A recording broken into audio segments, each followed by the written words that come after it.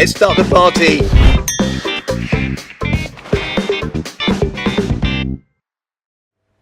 Good evening, I'm Chris Baber and welcome to a Sparks Live Lovin' Valentine special. Things are going to get saucy tonight. I've got a special guest. He knows a thing or two about wine. And Chris, what's going on? What's happening? Where you come from? I'm going to keep all the glory, look. I've got the Prosecco. Well, it's only gone. We've got Fred in the studio. Cheers. Oh, look. Cheers. I better... You've blown your load already? That's right. Take it easy. I better pour you a glass. Thank you, sir. So tonight it's all about matching food with wine, but before we get started, we've got a competition. So we want you to write in the comments or email, to the Sparks Live email address your favourite M&S wine. It doesn't have to be a wine we're featuring tonight, and there's a £50 voucher up for grabs. Oh, that's good. So I'm going to enter. Are you? Oh, of course I am. Well, listen, I'm sure we can send you a case. Cheers. Cheers. This is a Prosecco. Okay. The Valdobbiadene is a DOCG. That's quite a pricey Prosecco, actually. It's £13, but you get your money's worth here. It's absolutely delicious. It's so well made. And I've got just the thing to go with it.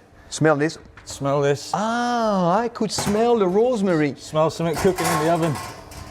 Do you know something? It's funny that you're making baked camembert because it's such a thing here in the UK. Yeah. And in France, I have never ever had it. Never had it at home or in a restaurant next to my parents' place in Limoges, or I have never had it in France anywhere. Ever.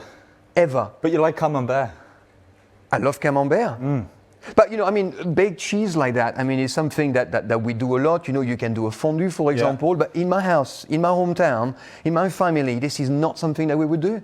Okay. But I think it'd be very good with this Prosecco. It's got a lovely acidity, lovely appley flavors, lovely lemon, you know, some zest. And with that richness here of the camembert, I think it'd be perfect match. Well, let's get into it. That's delicious. Can you slice me a bit of bread up, please, Fred, for our camembert? Very appley, isn't it? Yeah, delicious that. Green apple. £13 a bottle? £13 a bottle. But, right?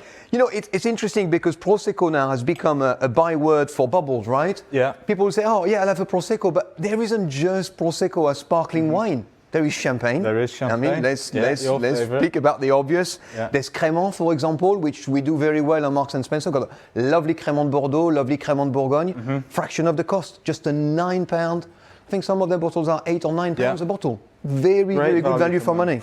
And we've done this baked camembert tonight. All you have to do for that is cut some slices in the top, stick in some woody herbs like some rosemary, in with some garlic, half an hour in the oven. And for Valentine's Day, there is a special camembert croûte en croûte. So there's a pastry around that. So you can tear off the pastry and dip that in for the ultimate Valentine starter. And the good thing with that is, can you imagine if you, because the one thing is, you know, for Valentine, for example, or when you're cooking at home, basically what people do, they spend too long in the kitchen and not enough with their lover. I agree. So what you have to do is you turn the oven on, you put the camembert in the oven, you open the Prosecco, you go on the settee, you have your glass of champagne or Prosecco or Crémant or whatever, and then you have the baked camembert, a bit of bread, and voila, it's done. Et voila. I mean, it's a bit like what you're doing, right? It is. Exactly what I'm doing. It's like Gino D'Acampolo's life's philosophy. Minimum effort, maximum satisfaction. Exactly. Sorry, Gino, we've stolen that one tonight. That's it. Look at that. And then we've got 5 wines tonight. 4 different things to go with it. We're going to show you how to cook the ultimate steak later on. We've got a delicious smoked salmon starter again. Not much effort involved, but it tastes amazing. And then we've got some meats, cheeses to go with another one of your wines. I mean, look, at the end of the day, I mean, people talk, they make a big song and dance about cooking, but it's about, you know, choosing the right ingredients and making sure you prepare them well. I mean, look here, all you have is rosemary and a camembert. Yeah, simple as that. But it's going to be delicious, isn't it? It is. Should we get into it? And I tell you what, we've got a lovely rosé de Provence. It's called Minuty. I mean, this is, if you like rosé de Provence, and this is the kind of rosé de Provence you can imagine yourself in Provence there, you know, on the Mediterranean, with a table, your feet on the beach, you know, your toes with the sand. This is the kind of wine, you know, that you would drink there. So let me just give you a glass. And I think that, I know that the Prosecco will be very good with the camembert. But equally the rosé. That'd be perfect. I think it's about sticking as well to what you like the taste of, isn't it? We can give suggestions, but what do you enjoy? Yeah, I mean, you know, people think, okay, look, I've got to be careful what I say here, because at the end of the day, you know, this is how I built my career. But for me, I think that at the end of the day, it's about the drink of your choice. Okay. If you like rosé with the camembert, and if it's what you like, this is what you should drink. Yeah, absolutely. And why follow what some supposedly wine expert is going to say about why you should drink with what? Don't do that. Just drink what you like and do it and match it with what you like. I mean, that is great, but I want to try it with the cheese. Should we get a bit of bread in there? Yeah. I want to see your reaction to your first baked camembert. Surprised that, you know. All right. Go on. Do you want me to cut it in half? Yeah, let's cut it in half. It's all about sharing on Valentine's, isn't it? Yeah. This one is very fruity. Sorry. Okay. It's very, you know, it's the aromas. The aromas and the flavors of the summer. It's full. It's like a basket of red fruit, this wine, isn't it? And we look at this cheese now. I'm getting a close-up of that. Just, it's like a fondant. Oh la la. Oh, this is naughty. It's romantic. This is naughty. Pleasure to spend this Valentine special with you, Fred. It's nice for me too. Yeah. So tell me, do you want to go on first dates? I do want to go on first dates. I've been sending the applications in, Fred. Sorry, first dates or first dates teams? Oh, first dates teams? No, I'm not going anywhere near that. Because how old are you? I'm 30, Fred. Are you? Yeah, I'm 30. He's 30, this guy. No, you're not 30. Yeah, I'm 30. How are you? Yeah. So the regular first dates, I think, would be more appropriate. Oh, okay. Yeah, but can we do that? Can we get me I'll have you on. Yeah, let's do it. Maybe I can do the cooking. But a good-looking guy like you? Single. But there's a couple of girls there behind the cameras. Ladies, any takers? They're not, they're keeping quiet, shy. yeah? They're being Ladies, shy. any takers? Oh my God, they are naughty, these ladies. Isn't it? That's naughty, isn't it? Very nice. Yeah, it's naughty. I mean, it's rich. Yeah. And that's why that just cuts right through it. But you know this menu that you've prepared tonight? Yeah. I mean, it's all simple. But this is really the kind of stuff that that I would do for Valentine, because you have literally nothing to do. No. Valentine's is a weeknight. You want things you can pick up on the way home from work, pop that in the oven, and we're going to go on to next some charcuterie. But for Valentine's special, charcuterie, the perfect selection. Charcuterie. Ready to share. Did you come up with that? I wish I did, but I didn't. This is good. And Pie Love You, the pork pie Valentine's special. It's the best ever pork pie. Let's bring it in. Nothing says love more than a pork pie. Well, not in the north of England, it doesn't. That is the height of romance where I'm from. Is it? Oh, yeah. I love a pork pie. Do you like the jelly? Yeah, no, that's nice. I've actually judged a pork pie competition once. Really? Yeah, it was good. I enjoyed it. I'm going to give that a go. And you recommend the rosé with this, or again, whatever you like? Yeah, I think, the rosé with, I think you could have the Prosecco all the way through here. Before the camembert, with the camembert, like with the charcuterie. I have also got here a Pouilly Fume. Yeah. And Fred, we're doing wine tonight. What's the rule? Spit or swallow? Swallow. Swallow. Always. Yeah. Come on. I'll follow your lead. Now, Pouilly Fume. It even sounds nice when you pour it. Yes, and you know what also? I chose these glasses because these glasses are quality. And when you drink your wine, out of a quality glass, the wine tastes better. Really? Yeah, it does. There you are. Thank you. Cheers. How would you describe the flavour of this? What should I be looking out for? Well, that's a Pouilly Fume, that's dry, it's a Sauvignon Blanc grape. So here you've got a very crisp, quite acidic wine. Again, it's lovely green, grassy flavours, apple, pear.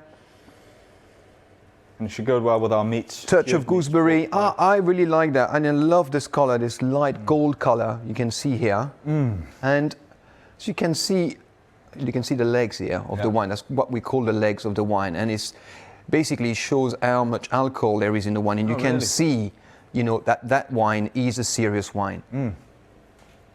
It's amazing with that. Yeah, that's quite salty. Charcuterie or cheese, actually. People would go more for, a lot of people would go for red wine with charcuterie or cheese, but white wine, especially a Sauvignon Blanc like that, the Pouilly Fume, is delicious with this kind of food.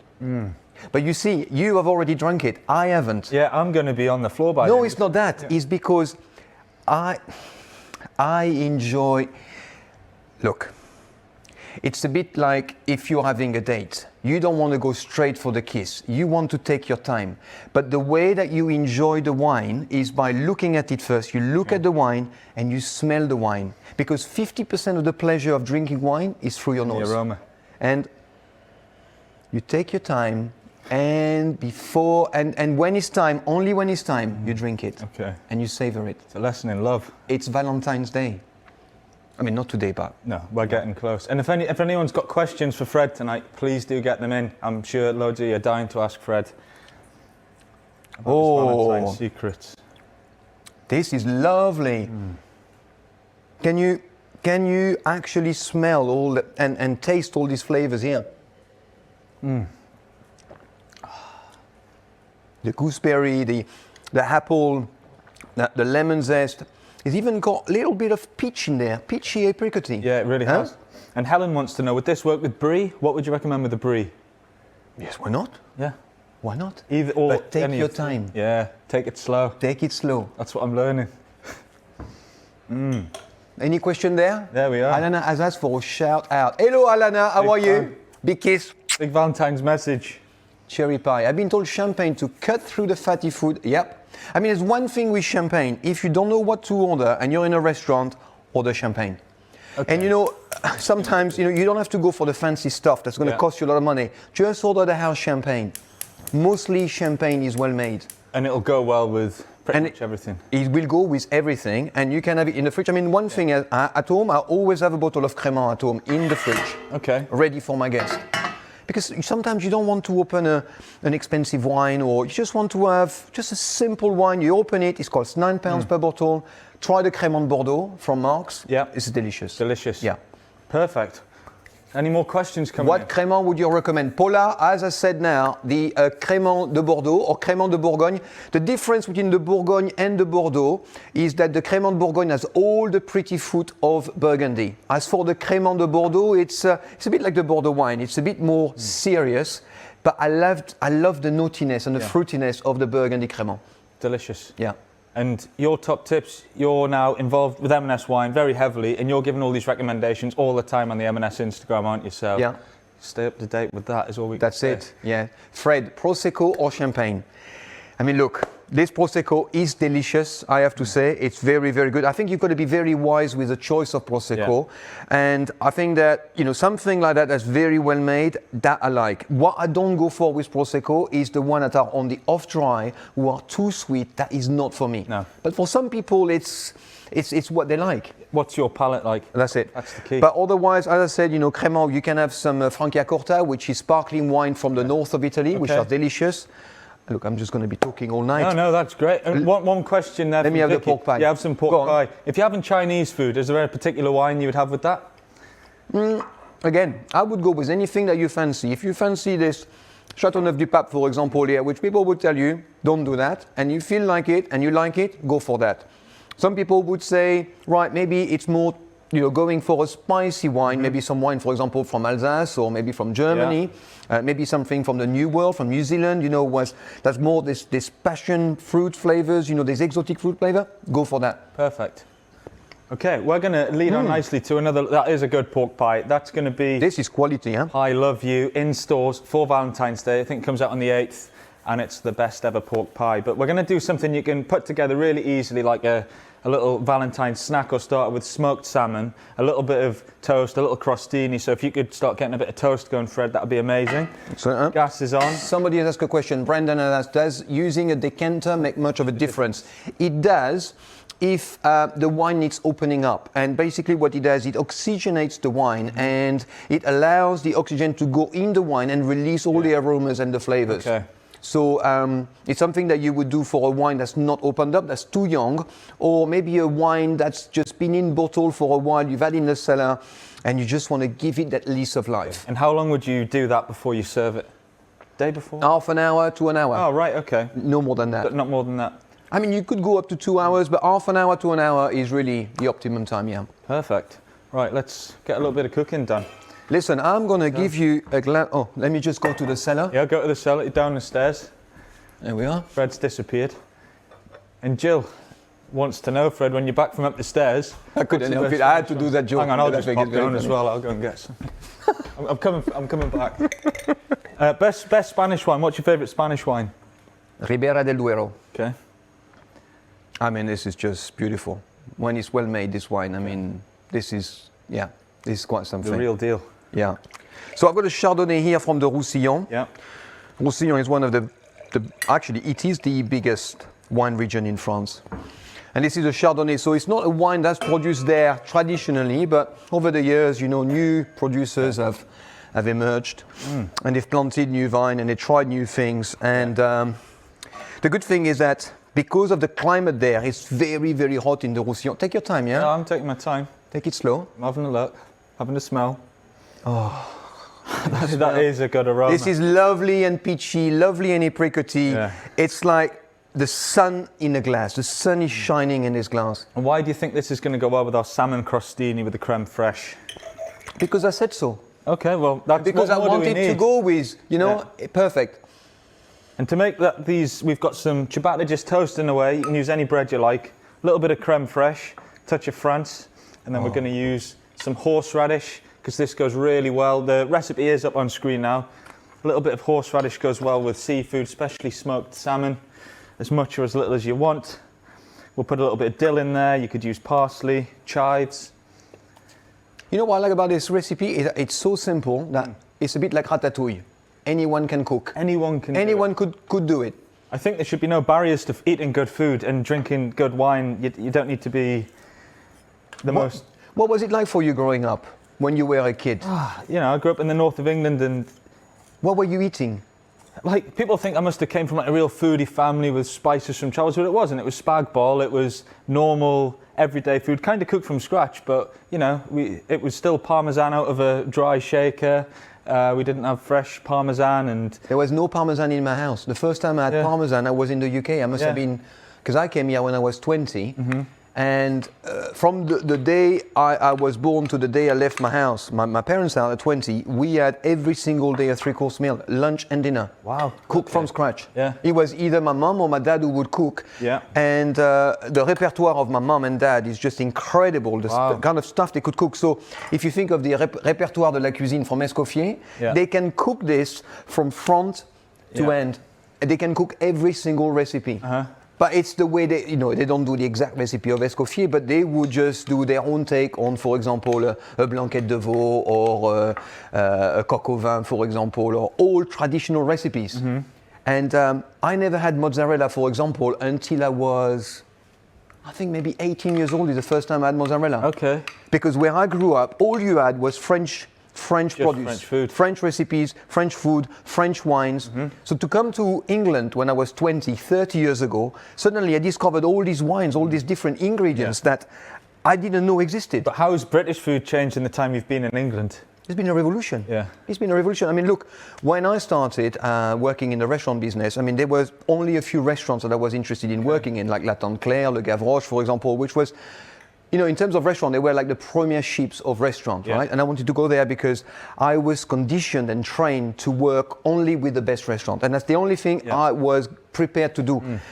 But as time passed, you know, other people, you know, came on the scene, like for example, Conran, and, you know, he's opened all these great restaurants like the Bluebird, like Mezzo, and he's popularized eating out, and he made it simple. I remember when I opened the Bluebird, there was this Australian chef, and he came out and he did this briefing about the food and where the ingredients were from, and the ingredients from all over the world. And it was so exciting because all I knew was the French way, and suddenly it was just like a great big new world that was opening up. And that was the most exciting thing for me. The world definitely gets smaller with food, doesn't it now? Because we got access to different ingredients, different knowledge with people traveling from other cultures. I think it's fantastic. What would you be cooking up on Valentine's? If we would do any 3 courses, if it was just me and you Valentine's dinner, what would you now you're talking. Yeah, now we're talking. What would you be making? I think that, you know, the camembert is a great idea. But maybe some seafood, some oysters, you know, some salmon. I mean, you do have to open the oysters. That's a bit of work, but really it's not much. No. A steak. I mean, for Valentine's Day. You just have a steak. You've got to, just the meat. And you know what? I love the desserts from Marks and Spencer. Do you know, I mean, the tarte au citron. Delicious. I mean, what more do you need? Or the éclair. Oh, yeah. And sometimes fruitcake, she come home and said, "Oh, Fred, I got some dessert. I'm cooking tonight." And I look in the fridge and it's full of Marks and Spencer stuff. Yeah, And I've I'm seen like, on your Instagram. "Baby, what are you doing?" Yeah. She said, "Oh," we laughed. You know what I mean? You gotta laugh. But yeah, I think that when you have a special treat like that, I think that it's either you're going to cook in the morning or the day before and it's all ready and you warm it up so that you can enjoy the night, or you do as little as you can on the night. With good quality. So the steak we're doing tonight, it's just how do you cook the perfect steak? You don't need to do much else, do you? It's simple. Good quality salmon, good cheese, good meat, but even, good wine. Look, at the end of the day, if it's a quality steak, right, and you overcook it, the meat is good, it doesn't really matter. Yeah, that's it. You can't go wrong. And you've probably had so much to drink by this point, you don't even know what's going on. That's right. But that's a simple sauce or dressing if you like to go on the toast when we've done. And then we're just going to pile it up with the smoked salmon. If there's a little bit of caviar in your house, maybe a bit of that on top. Oh, there's plenty of caviar. Oh, perfect. I'm coming round. Caviar in your house. Yeah. The only problem with caviar, and it's never enough. Never enough. Because once you start and you like it, it's one of those things. I was going to say it's a péché, but because péché in French is a sin. Okay. But I think that péché is quite romantic and naughty as well, but in a nice way. Whereas a sin, it's not nice, is it? No. It's a sin, it's bad, right? Yeah. But if you commit a péché... Naughty but nice. Yeah, naughty but nice. I like this. It's a péché. Yeah. Any question? Oh my God. Yeah. Hi Fred, I love the new world wines. What would you recommend as you the best you have tasted? Look, the wine from Australia, the best ever wine I've tasted from Australia. I mean, it's an expensive wine. I had the pleasure and the honor and the chance really to attend a tasting by Grange. And Peter Gago was there, he's the winemaker, and Grange is an incredible wine. It's made 100% from Syrah or Shiraz. And that was just one of the, it's mind-blowing. The only thing is, obviously, I did not pay because I think that these bottles would retail for about £1,000. It's just £1,000 a bottle. It's just incredible. Yeah. But the depth of flavor and the intensity of the wine in the bottle is just something else. But look, talking about wine from the New World, I think that, for example, we were just drinking here a Pouilly Fume, which is Sauvignon Blanc. Mm-hmm. If you have a Sauvignon Blanc from New Zealand or Australia or America, they are much more powerful, much more intense on the exotic notes. Okay. Whereas the French one are drier and it's more on the apple, lemon sort of flavors. Mm-hmm. So it's a very different, just because of the sun, because of the climate, because of the terroir of the region. Okay. Fascinating. Any more wine questions? Keep them coming in for Fred. How's our toast looking? The toast, yeah, they're looking good. Look at that. This is just brilliant. How to do toast. There we are. I think we can take that out. Let's get a little bit of something knocked up. Really simple. So you can toast any bread. Turn that off. There we go. And then have a little go of our creme fraiche. So this is the Teflon? This is the Teflon. Like somebody we know. If you can guess, we're going to send you a case of wine. Just send us your answers. If you can guess who that's about. A little bit of that on there. And we've got this fantastic, gorgeous Scottish smoked salmon. You know what? I love this pork pie. Oh, pork pie, one of my favourite little things.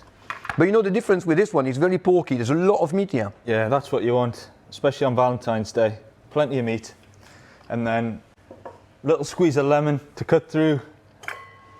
Citrus and salmon, classic. And a little bit of dill to go on top.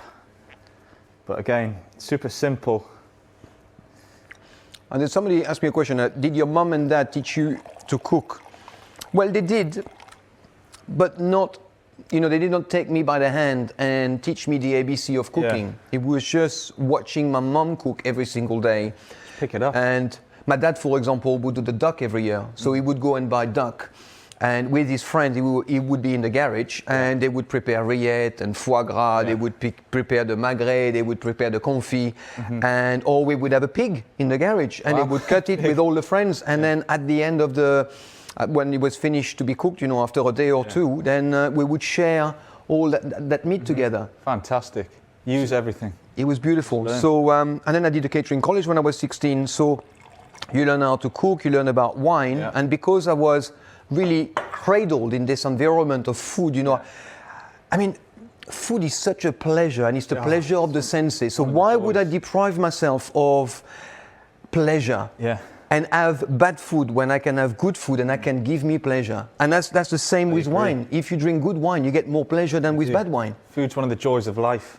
Do you want to try a little bit of the old salmon? But then Yeah, we'll get of course. onto our main.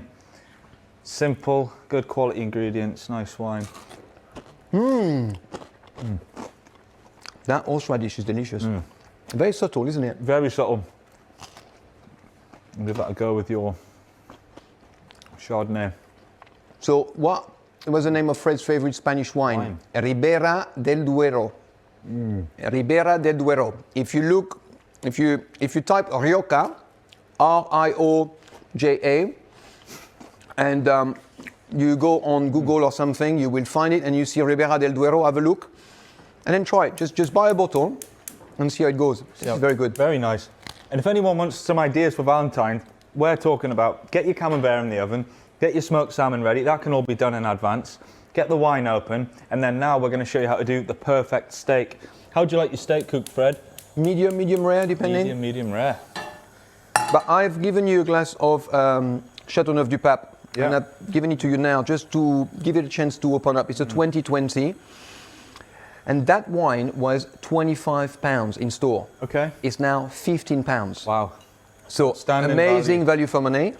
So what you can do is buy 2 bottles, drink one on Valentine's Day, and lay the other one to rest for next year. Fantastic. Or you can drink it in 2 years, and you can see the evolution of the wine. See how it changes. Yeah. And we've got the perfect steak to go with it. So I've got this thick cut sirloin, and for me, when it comes to steak, I like thick cut because I think that means you get more time for that to sear on the outside without it cooking all the way through. And I love a sirloin. You've got a nice amount of fat, but I think it's a really beefy flavour. You really feel like you're eating a steak here. What cut would you go for if you were having a steak? I like the T-bone. T-bone. Yeah. I love T-bone. Yeah. Because you get the best of both worlds, don't you? With yeah, the T-bone. you get your bit of everything there. I like to season the steak and drizzle it with oil as well, rather than the pan. We're going to get the pan nice and hot because it's all about the colour. If your steak goes in the pan and you don't get a sizzle, get it out because it's interesting the different techniques. You see, if my dad saw you do that, he would go, "Whoa, no, don't do that." What would your dad do? Nothing. He would just put it in there. Literally in, no seasoning or anything. And this is fantastic Scottish beef. Last year I had the privilege of visiting some of the farmers that produce all of this wonderful food, meat and produce for Marks and Spencer, and the love and care that goes into it really comes across in the flavour. And I think that's why when you've got beef this good, you don't need to do much to it. Touch of seasoning, nice glass of red wine, perfect for Valentine's Day. And we're just hoping we're not going to set the smoke alarms off tonight. Well, we'll see. We maybe have to go out running. Yeah. Someone is asking, Catherine is asking about screw tops. No, I think, look, at the end of the day, the cork, the screw, is there to stop the wine from stop the air from getting into the bottle, because if the air was getting into the bottle, basically what happened is that the wine is going to get damaged. Okay. So if it's a wine that's meant to be drunk young, a screw cap is perfectly fine, and actually it's the right thing to do. If you're drinking a wine that you are going to lay to rest in your cellar, and it's a bit of a pricey wine, then you would expect a cork made out of cork. Okay. That's all. So I think that it shouldn't put you off at all. Interesting. I mean, for English wine, Paula asked me about English wines. I think that the sparkling wines in England are just fantastic. It's the climate's getting I mean, better wine, here, for example, right? Nine Timber. Yeah, beautiful. Nice timber wine, beautiful. I mean, there's so many, and I think that you just have to you have to be brave. Not brave, because now the quality is there. People know how to make wines. Yeah. And so just go and buy a bottle and see if you like it. And I think that quality now is there, so go out and buy it. That's it. So that's our steak, and we've brought that out of the fridge half an hour before it goes in the pan. It's important to bring them up to room temperature. So it's just like the wine, half an hour before, like when you decant the wine. Exactly, so you can get them all out at the same time, nice and easy to remember. And we do that because it's going to cook evenly, because if you want it sort of medium rare in the middle, this is something to do as well when your partner's getting ready, right? So she's having a shower or he's having a shower and you're cooking, and they're upstairs in the bathroom, then you can maybe bring them a glass of champagne in the bathroom and say, "Hey, darling, have a glass of champagne or a glass of Prosecco while you're having your shower." And at that point, and when they come down, camembert's in the oven, half an hour. That's it. This is out the fridge, half an hour. Wine's decanted, half an hour. And it's a bit like when you're making a coq au vin or something, because you need to marinate that coq au vin inside the wine. So you let them marinate upstairs in the bathroom with it, and when they come down, they're ready. Ready for Valentine night. We've sorted Valentines for everyone. In with a steak.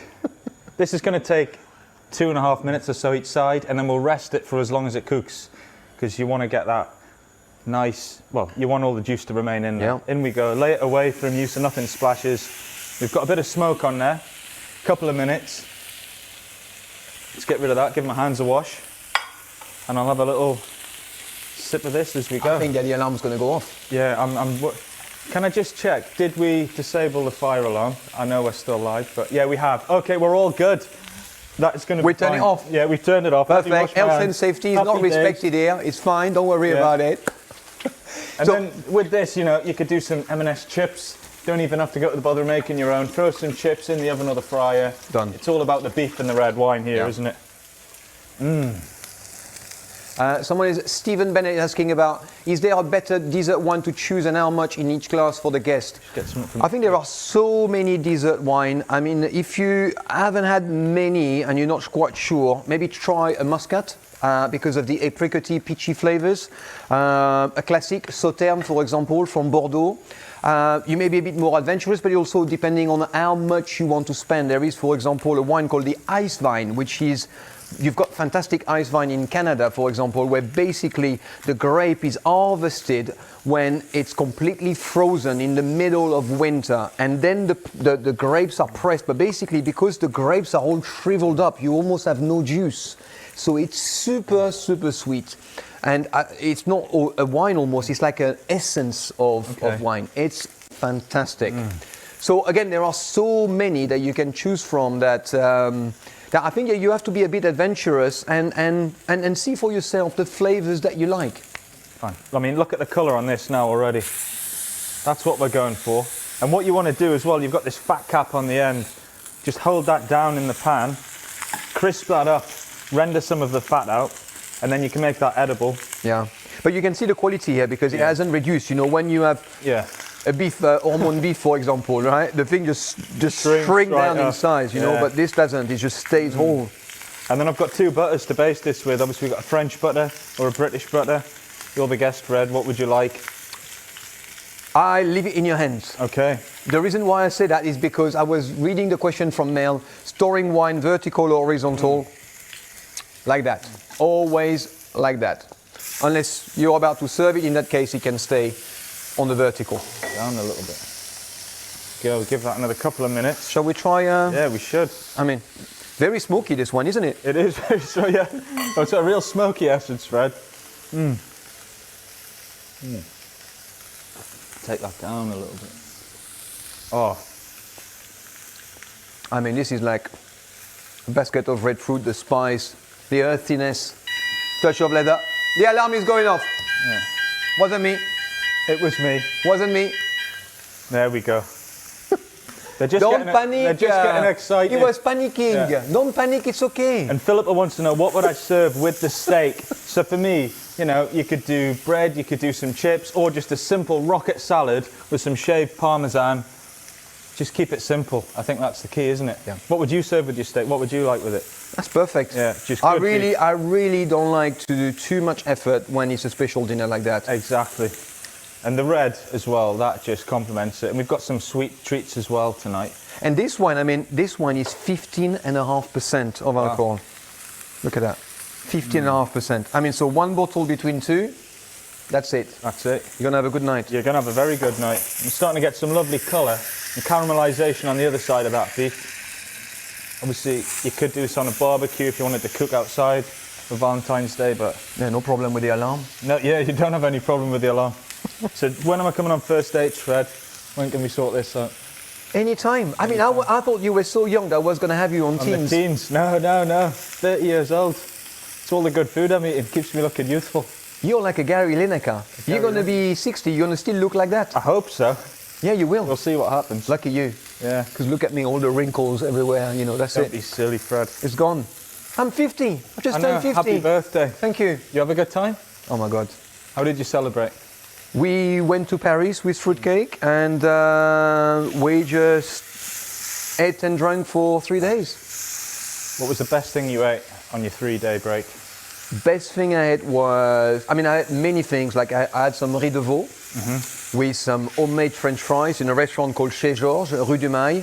And I've had another favorite of mine, which is called blanquette de veau, which is basically a veal stew with some crème fraîche. And that was in a restaurant called Chez Monsieur. That was as classic and traditional as you can imagine. Okay. And it just took me back. Yeah. Now I'm going to baste the steak in butter. So what have we gone for here? Brittany butter for you, Fred. Made in France. I love that. And with the salt crystals? With the salt crystals. That's going to help season it. So all you want to do, when your steak is just about done, get that butter foaming, and that's just going to help keep it moist.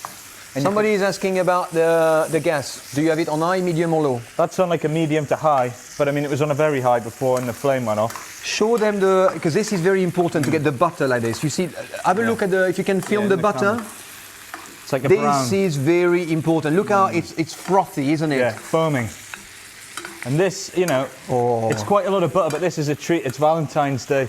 This is very naughty. That is the way to do it. And you got the flavour of the rosemary that just infusing in the butter. And the nice thing here, you can add garlic if you want to, like a garlic butter. Whoop. Let's get it in there. I like that with the bread. And it's as simple as that. Then you can turn that off, the heat, and then we just rest it on our board. Can I just say, when you can do that with the butter, then you know you're a chef. That is the work of a master chef. Look at that. And come on. We've got butter and beef in a pan. It's as simple as that. And then the important thing is to let it rest. And we lift that out onto our board. So why do you leave it to rest? If you cut straight into that now, well, first of all, if I've been in a hot pan for 5 minutes, I'm probably going to want to rest. I'm going to be tense. So you just want to let it relax. And all of the juice and the liquid that's within there, if you cut into it now, it'll run out on the plate. So we want to allow it to remain in there, and you're going to get a juicy, succulent. Some people like to cover the meat. Do you like to cover or not? It depends on how warm the room is. I'll be honest. If it was the winter and it was freezing, then I'd probably cover it. But if you're in a hot room, and also steak, you don't need to serve it piping hot, do you? It's fine eating at sort of just over room temperature. Because when you're in a restaurant, right, and you're cutting the steak like that, the kitchen is normally quite hot, and then you have the pass with the hot lamp. So when you put it underneath, it stays hot. But if you're at home, don't put it next to the kitchen window that's open with a cold breeze blowing on it. Somewhere warm. You could put a bit of foil over it, but we'll give it a few minutes, have another swig of our red. The swig? Yeah, cheers. I've been here 30 years and I still learn new words. You've never heard the word swig? No, never. Right. I think but I got it straight away, you see. Yeah, I'll have a swig of wine. You can use that one. God, how smoky is it in here? I think it's that wine. Yeah. The crew are salivating. They are. And somebody's asking, what do you think about the new trend of glasses without a stem? Look, whatever floats your boat. What floats your boat? I like the stem. Because I like to drink wine out of a quality glass, a glass that's well made. And quality is everything that you can see, touch, and feel, right? And when I can see a glass like that, I can touch it, I can feel it, I know it's quality. And because it's a quality glass, I'm not going to put a poor wine in it. I want it to feel like a work of art. And also with the champagne and in a white, you hold it at the base. You don't want to hold it up there and it gets warm, does it? You know why you don't do that? Exactly, because if you do that, it gets... But if you want it to get warm, you do that. But you don't with your champagne or your Proseccos. No. Keep it cold. With champagne, I like to drink it out of a coupette. Ah, okay. What's the coupette? The coupette is... so you got the champagne glass like that, right? Well, we've got and the one coupette is like this. Yeah. And it's supposed to have been molded out of Marie Antoinette's breast. Oh, really? So, Do you know Yeah. So there you go. Yeah, there you go. Molded from... What is crème fraîche? My French friend had never heard of it. What? Your French friend had never heard of crème fraîche? Where are they from? Tell us more about who your French friend is. Yeah. Crème fraîche is a staple of French cuisine. It comes from a cow. It's come from milk. It's crème fraîche. Cream. That's what it is. Soured with a bacteria culture, isn't it? And the competition closes in 2 minutes, so get your favourite wines in. And also, if anyone's drinking along tonight, we want to see selfies of you at home drinking. Tag me and Fred, tag Sparks Live. We want to see as well your Valentine's creations. If you recreate the steak, the salmon, the camembert, you're drinking the wines, please do show us at home. And to go with our steak, I've made a little herb butter. Oh, that's nice. Very nice. And all we did with that was take your British butter or your French butter, mashed it with some grated garlic, chopped herbs. That's nice. Rolled it up in the fridge. That's such a classic thing to do, isn't it? And this is, you know, you go to your bistros. It's like you're going to the restaurant. Yeah, and you can just pop, I mean, can we get the camera in here? Pop one of these on the top. We'll carve into that, but that can go in the freezer. That can go, we've also sent out the recipe for this, so you can make your garlic butters at home.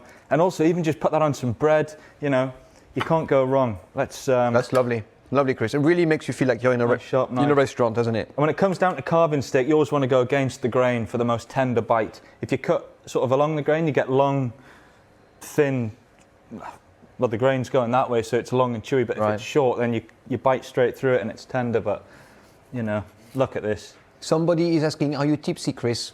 I might be. In Scotland, we would say a slug of wine, Fred. Slug of wine. Well, my Scottish accent. You know, when I speak to Scottish people, sometimes I tend to speak like that. I say, all right. All right. It's not right, is it, to do that? Can you do a Geordie accent? No, I can't. Yeah. I can't do accents. I really can't do them. I'm very bad. Some beef. Oh, lovely. Give me, can you cut it in half, please? I can, sir. Cheers. And this could just go on your plate. You know what I love is the taste of rosemary in there. And then a little bit of that will just melt over the top. Oh, tender. That is just perfect. You can serve that with a rocket salad, your glass of red. 5 minutes, Kay. 5 minutes. You rest the steak for 5 minutes. Yeah, 5 minutes. No more. It's perfect. Yeah, no more. It doesn't need it. Generally, as long as you've cooked it 2.5 minutes aside, rest it for 5. Let's show them, because you see this board here, there is no blood. Yeah. And the reason there is no blood is because it's been rested enough. Otherwise, the blood would just go on the board here. You can just see that. I like it quite, that's more on the medium rare side. But I mean, this is class, man. And then you can just season that up again. So obviously. No! No, not for you. You don't like the seasoning on there? No! Just the beef? Wait, where did you go to school with Gordon Ramsay? What, is he like a bit of salt? He salt things too much. Oh wow, well, hey, I've learned, you know. Why do you put so much salt? It's Relationships perfect. are about compromise. I'm learning, you know, what you like. What It's perfect. Pepper? No. No, I'll have this bit then. You know me, I'm all about purity. Yeah. And when it's pure like that, you've got a beautiful, I mean, I know there's butter and rosemary and garlic, but this is it. That's it. Keep it Yeah, simple. otherwise you just, I mean, that's a chef thing. Chefs tend to put too much salt everywhere. Yeah. And he loves to put, he thinks he's not salt bay. He's like that all the Gordon. time. Yeah. I mean, he can cook, obviously. Oh, yeah. But he that's good. He needs advice from time to time from moi. Rein him in. We'll message him after this. He's not going to be happy. And then we've got a little bit of dessert as well, Fred. Something sweet. Oh, there we go. I love Is it one of the eclairs? I hope it's something it was something I've got from here. We've put some in the fridge for you. I love, when I got told we were having a love whip tonight, I didn't know it was a chocolate piece of nipple. chocolate. Yeah, chocolate nipple. That's nice. Ooh, should we try? Yeah. Here we go. So, and look what I got for you. Because it's Valentine, I thought you'd like it. Shouldn't have. It's 2 cocktails. One is Cosmopolitan. I'll be Cosmo. So you don't have anything to do. You just open it, open the box. Hold on a second. That's the hardest bit. Yeah, no, I mean, I'm such a man when I open boxes. Rip them open. Fruitcake gets always mad because I always just trash the boxes. And the competition's closed, by the way. The winner will be announced. Hold on a second. Get that. Hopla. Oh. One. Oh, sorry about that. Put it on the floor. Do we have any ice here anywhere? In the freezer. Where's the freezer? Under the fridge. Thank Cosmo and Politan. So which one are you, Fred? Cosmo or Politan? Look at that. Here he is. You need to come back up the steps. Where's the steps gone? They just disappeared. I forgot that. Yes.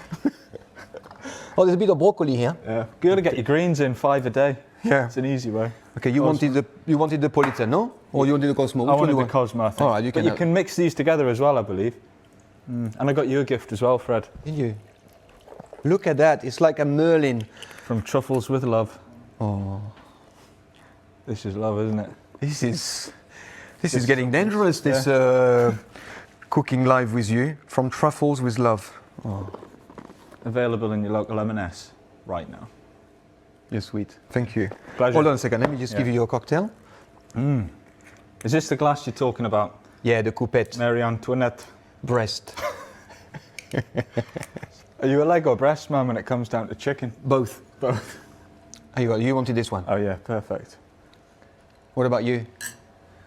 Bit of Are both. you leg or breast? Both. Oh, okay. But Cheers. we can't have everything. Drink to Cheers. that. Oh, this is lovely. So, let me recap the wines. Yeah. So we've got a delicious Prosecco here. You can find it in your store. Top quality, at £13 a bottle. Oh, Kay's just come in. She could eat that steak, but I bet it's not as hot as both as you. You're right, Kay. Yeah. Then we have a Rosé de Provence, the Minuty, also available, of course, in Marks and Spencer.